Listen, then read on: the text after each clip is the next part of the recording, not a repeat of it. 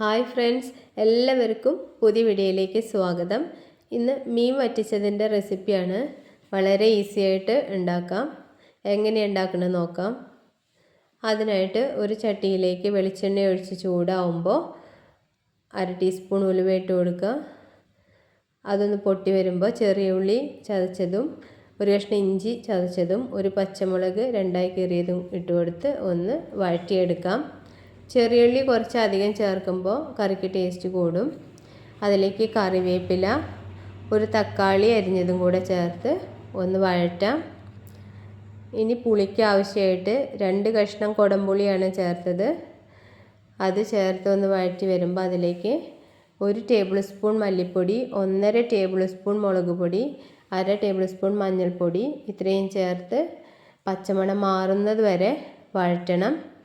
മൂത്ത മണം വരുമ്പോൾ അതിലേക്ക് ആവശ്യത്തിന് വെള്ളം ഒഴിക്കാം. മീൻ വറ്റിച്ചതായതുകൊണ്ട് ഒരുപാട് വെള്ളത്തിൻ്റെ ആവശ്യമില്ല.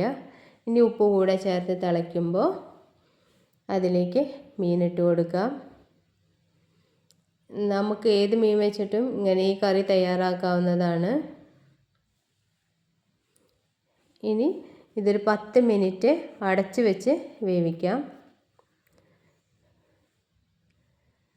10 മിനിറ്റിന് ശേഷം എണ്ണയൊക്കെ തെളിഞ്ഞ് കറി കുറുകി വന്നിട്ടുണ്ട്. എല്ലാവർക്കും ഇഷ്ടപ്പെടും. വീഡിയോ ഇഷ്ടപ്പെടുകയാണെങ്കിൽ എല്ലാവരും ഒന്ന് സബ്സ്ക്രൈബ് ചെയ്ത് സപ്പോർട്ട് ചെയ്യണേ. Thank you.